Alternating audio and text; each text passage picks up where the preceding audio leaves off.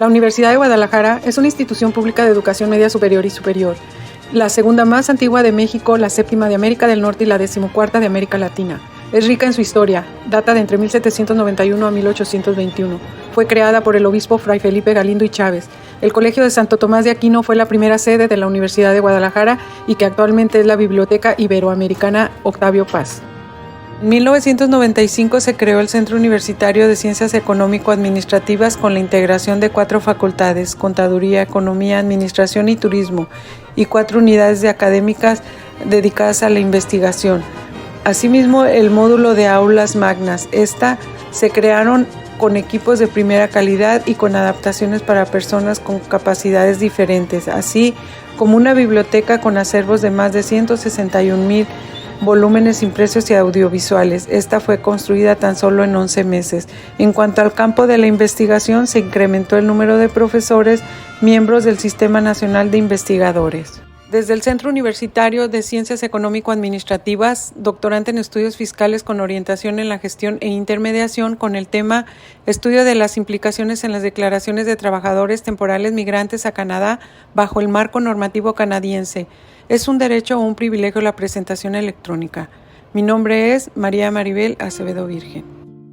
La transformación electrónica en las administraciones tributarias deben consolidarse conforme a las necesidades del crecimiento comercial y financiero para adaptarlas a esta era digital que está avanzando exponencialmente.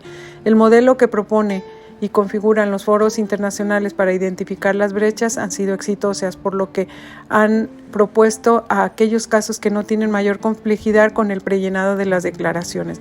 En Canadá existen 2 formas de presentar las declaraciones de impuestos. Estas son una de manera electrónica, las cuales el gobierno tiene excluido a ciertos sectores, entre ellos los trabajadores migrantes. Ellos no tienen el privilegio de llenarlas electrónicamente, y en la forma de papel en la que ellos, los trabajadores migrantes, de esa manera las deben de presentar.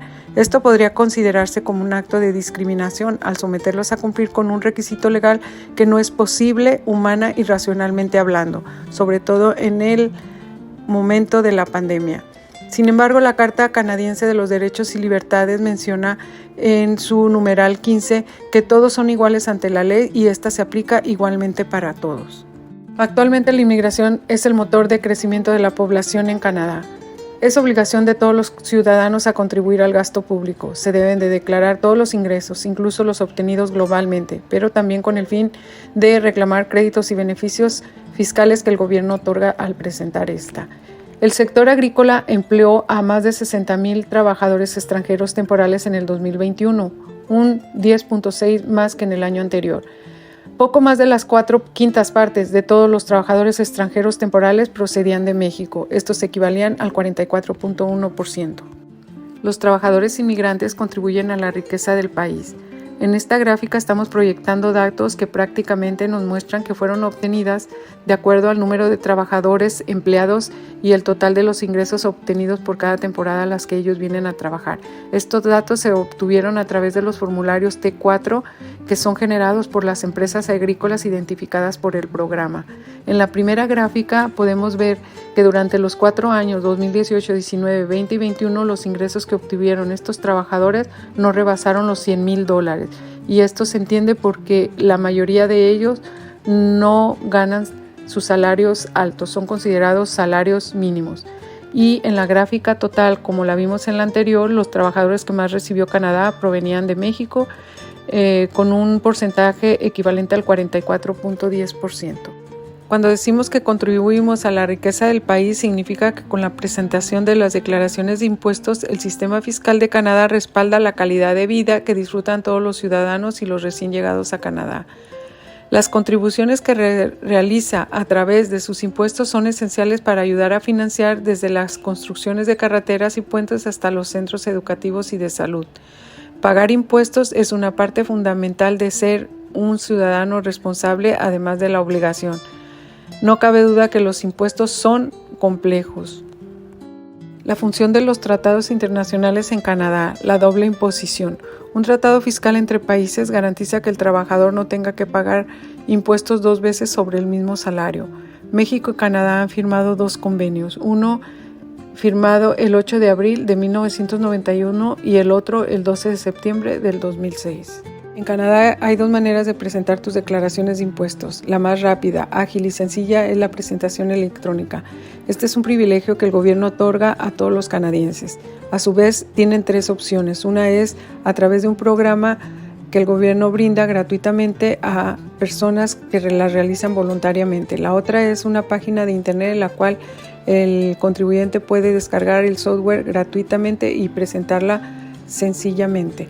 La otra es que el contribuyente contrate a un profesional para que realice la declaración a cambio de un pago de honorarios, el cual el mismo preparador de impuestos fija. La otra manera es presentar la declaración en papel. Esta es la más complicada y es a la que el gobierno de Canadá obliga a que los trabajadores migrantes la presenten. ¿Por qué es compleja y difícil? Porque la declaración viene en inglés, lo cual la mayoría de ellos, sobre todo los mexicanos, no saben el idioma y mucho menos llenarla con los datos que en ella se exigen. Durante la pandemia se realizó un estudio con relación a las medidas que se tomaron para enfrentar la COVID-19 y se detectó que los sectores que se vieron afectados por el confinamiento fueron los trabajadores migrantes temporales, debido a que en Canadá la presentación de las declaraciones electrónicas conocidas como e-file son solo para sectores privilegiados, a los que los trabajadores están excluidos. En el libro del costo de los derechos de Sustain en Holmes, plantean en su tesis con rigor que la eficacia de los derechos depende de los impuestos. En este caso, los trabajadores migrantes contribuyen con su trabajo a la riqueza del país, con el pago de sus impuestos, aportando a la pensión y al seguro de desempleo. Sin embargo, el gobierno los excluye de ese privilegio al que todo contribuyente en Canadá tiene derecho. Finalmente, me permito relacionar algunas de las muchas implicaciones que conlleva presentar la declaración en papel. El llenado, que consta de aproximadamente 17 hojas, tal como se ve en la imagen, implica llenarlo a mano, tanto los datos generales como los cálculos para determinar los impuestos sobre la renta provinciales y federales. Se debe solicitar estos paquetes al gobierno, el cual te los enviará vía correo y una vez llenados los enviarás de igual manera. Durante la pandemia permanecieron cerradas muchas oficinas, por lo que el gobierno anunció que se podían mandar también por vía fax. La otra opción era llenarlas e imprimirlas electrónicamente, pero se necesitaba adquirir el software para llenarlas y poderlas imprimir, pero el costo era muy alto. El gobierno tarda 8 semanas aproximadamente en procesarlas y emitir el cheque del reembolso, el cual lo envían por correo doméstico, lo cual pues la pandemia también afectó este sector considerablemente. Se pueden imaginar imprimir un total de 17 hojas por declaración, aproximadamente de 100 trabajadores, te da un total de 1,700 hojas, las cuales tenías que salir a entregarlas a algunas oficinas que te recibían los paquetes o también enviarlas vía fax. Estos aparatos, como todos sabemos, son obsoletos y no son efectivos. Aún aunque los puedas usar electrónicamente, la autoridad no tenía la capacidad para recibir tantos documentos vía fax, por lo que tampoco podía hacerse responsable de confirmarte si los había recibido completas.